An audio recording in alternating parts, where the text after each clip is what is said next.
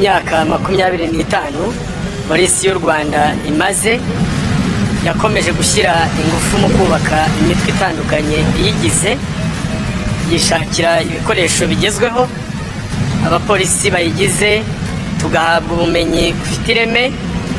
Uyu mwiyereko rero tugiye gukurikira ni umwe mu yerekana aho polisi igeze yubaka, tugiye kugezwaho n'itsinda ritwaye amapikipiki rikuriwe na Assistant Inspector of Police Penina Cyarimpa, nawe usanzwe ari umwe muri bo.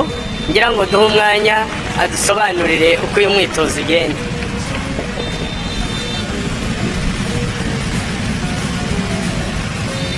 Murakoze nyakubahwa Perezida wa Repubulika. Iri tsinda ry'abapolisi batwara moto ribarizwa mu ishami rya polisi y'u Rwanda rishinzwe umutekano wo mu muhanda rizwi nka Traffic Police. Iri tsinda ry'abapolisi rigizwe n'abapolisi 45, abagabo 38, abagore 7. Nyakubahwa Perezida wa Repubulika, umwiyereko batangiriyeho urakorwa babisikana, hagati yabo harimo intera nto nk'ikimenyetso kigaragaza uburyo bakoramo akazi kabo ka buri munsi, banyura hagati y'ibinyabiziga byinshi, aho baherekeza abashyitsi, gukumira impanuka ndetse no kurwanya umuvundo w'ibinyabiziga mu mihanda.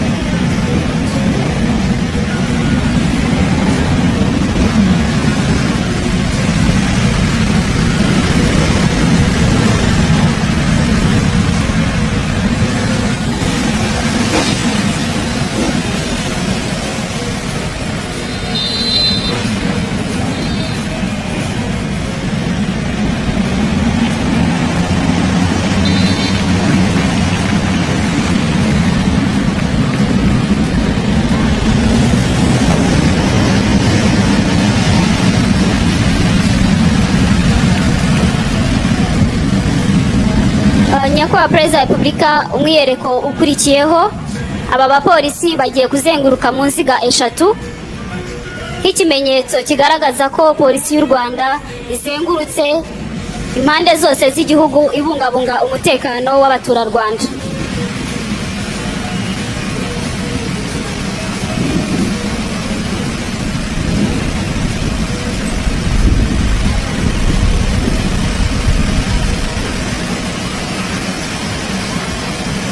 Uturutse iburyo, uruziga rwa mbere rugizwe n'ab'igitsina gore, urwa kabiri n'urwa gatatu rugizwe n'igitsina gabo.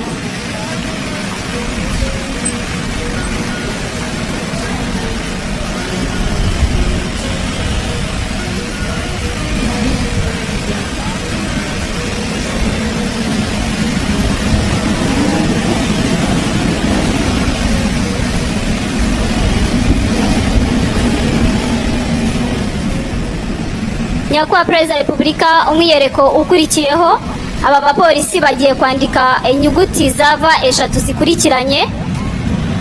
Ubu ni bumwe mu buryo bukoreshwa mu guherekeza abashyitsi.